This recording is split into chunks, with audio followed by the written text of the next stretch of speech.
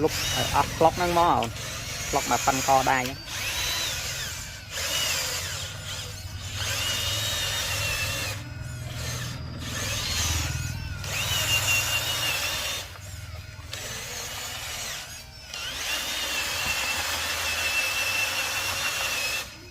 đặt cái hong đồng là hai